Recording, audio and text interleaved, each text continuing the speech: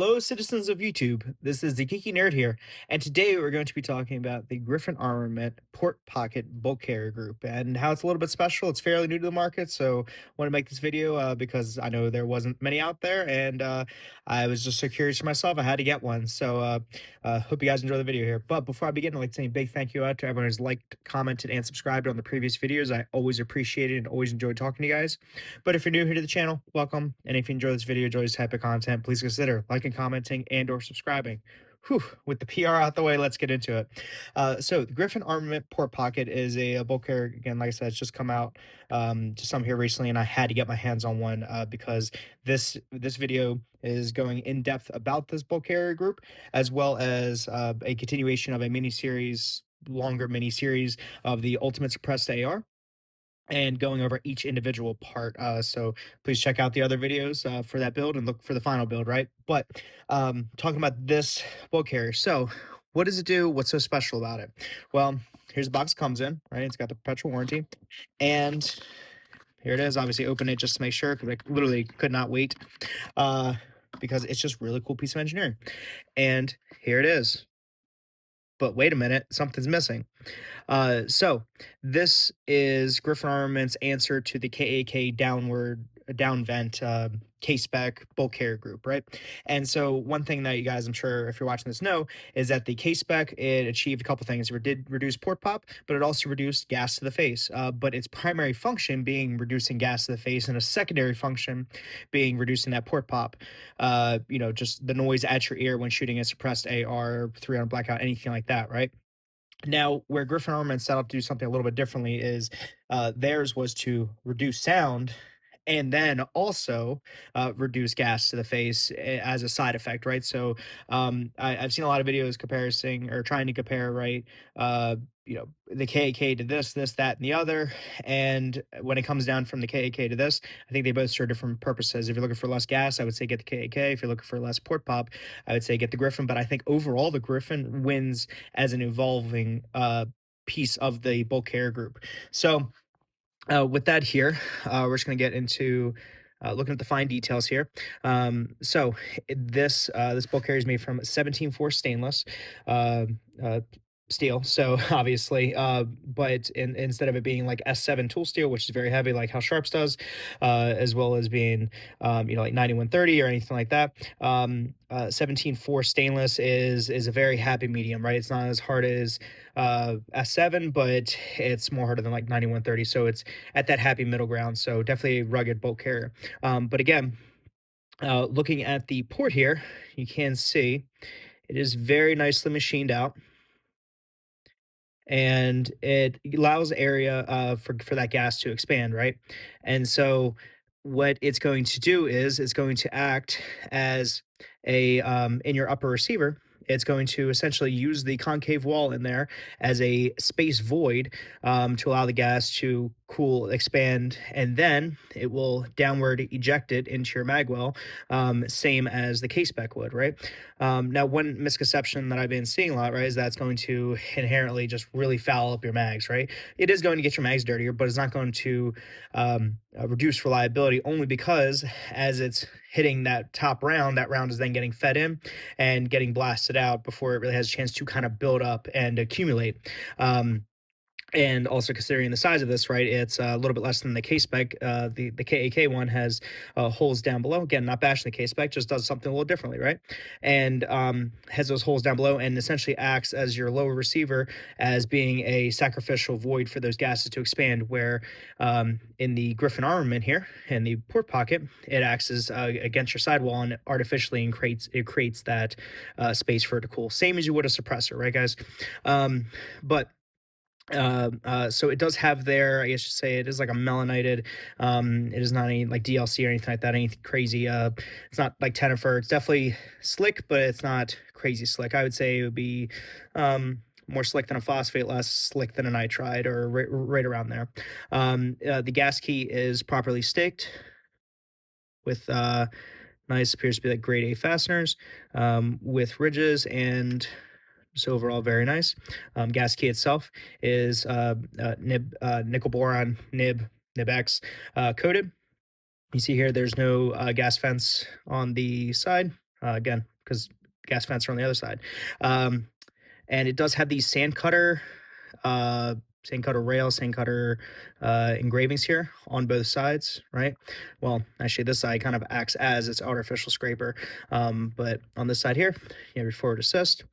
It it also is a full auto type bolt carrier, and you see here it has this little bulge here. So what that little bulge is actually doing is the carrier has been balanced. It also that acts to reduce your carrier tilt, right? So even though it's slimmed down, it fills up a little bit more void inside your upper receiver to prevent the carrier from tilting, but overall very well balanced. You can see here all the machining or lack thereof. This is again fresh right out the box.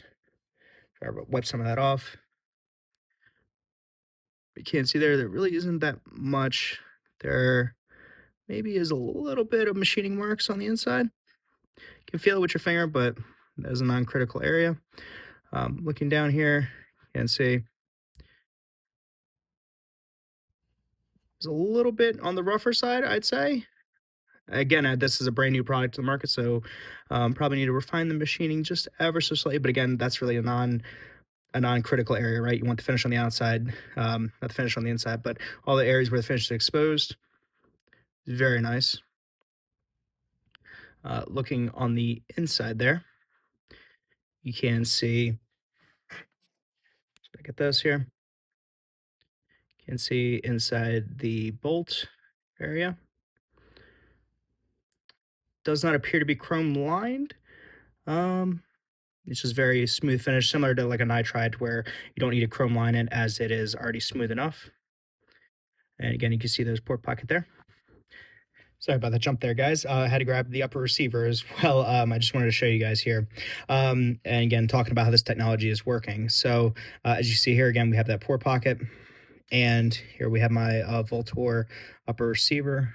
Back out the camera just a little bit so you guys can see what's going on. But you can see there, as you put your bolt carrier inside the rifle, right? Um, Obviously, this is just the upper. But on that edge, you can see, and if we're pretending this was fully inserted, right, it'd be right about there or so, right? And so you'll see it's going to treat this wall here as a artificial sacrificial gas expansion chamber. And it's going to seal very nicely against. And one thing is that again with the KAK, even though this is not a comparison video, but just saying, as far as if you're looking at this one, you're definitely looking at that one. Is that where this one you see it's going to vent that out right there on that little corner into your magwell, where the KAK is going to vent it just straight down from the top down. And one thing about the gas shooter's face, you do have a larger void here, like right with the KAK, or you would. With this, you have a lot less of that being able to escape out. So in theory, should be a bit less fouling. And as far as for gas to the face, considering the tolerances, right? And let me just shine a light down here, right? Considering the tolerances are pretty slim here, and it's on this opposite side, you'd only possibly maybe have gas like escaping back around and coming, this side, outside of the charging handle, right? But looking down there, you can see it is a pretty snug fit. Shouldn't I can't imagine much gas is going to escape out of this and into your face. But again, this carrier, it seems like its main intention was to reduce that port pop, reduce that sound at the shooter's ear, and reduce the overall sound. But yeah, just wanted to kind of show how that is interfacing, right? Using that side as a sacrificial gas expansion chamber. But hold on for the jump cut. And let me grab a bolt and I will show you guys some more of the operation here. Okay, dokie. So I've got a bolt here, and you're gonna see something interesting. It's a KAK bolt. See, I do like K and K, or KAK. Bolts are fine. I like them. I just like technology in this one better, right? It's a bit refinement. So this is the bolt that this is gun is, or this bolt carrier group is actually going to have. But you can see, right, as we fit it in to the chamber, nice and easy. Don't want to break the gas rings. There. You can see it does have a, well, you can see, but you can't feel, right? the fit. So you don't have any really too much oil in there other than the factory oil. Did put like a little bit of CLP on there, but I don't know if you can hear. Nice, nice tight fitting interface, but is moving freely. Doesn't appear to be too much slop. Can't see there.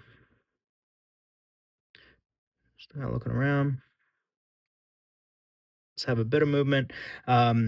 And one thing about this particular one is that this is the mil spec variation. So there's going to be two variations you'll see on their website. One is their full bolt carrier, which is like 450, which is a bit high for a BCG. And then you have just the standard mil spec. And the only thing you're really getting with that higher tier one is they have a different bolt in there. They extend out the travel a bit. You have to use a special spring and buffer to be able to handle the travel right. And again, all with the aim of reducing sound at your port, reducing sound, yeah, at the shooter's ear, right? But you can see there as the gas rings are interfacing. Yep, where they at? They're there. So you can see there those gas rings right there. So again, that's just generally how the technology is working. Is that as your bolt is being, or as your round is being ejected, standard gas has to be expelled somewhere, and it's going to blast it inside the chamber. So really nice, like just technology, just something really neat for how they're doing this. And from their claims, the longer the gas system, the better the experience is going to be, with a claimed 10 dB reduction at the shooter's right ear from an 18-inch rifle with rifle length gas. I'm going to be running this on mid length gas on 11.5. So we're going to see how that's going to work, right? But if anything is going to really cut down that noise, highly suspect this will. So be on the lookout for that video there. But again, guys, this is just a bit of a longer video, but again, just something really neat to the market, really new technology. Be on the lookout for a few more videos about this bolt carrier kind of coming into play. And yeah, let me know what you guys think. If you guys think the port pocket is neat, if you think it is just a gimmick, or if you think the KAK is better, or what have you, or if you just want to wait and see what kind of comes out of it, right? But with that, guys, I hope you enjoyed the video. If you did, please consider liking, commenting, and or subscribing. I hope everyone is having a wonderful, awesome, fantastic day, and I'll catch you guys next time. See you guys.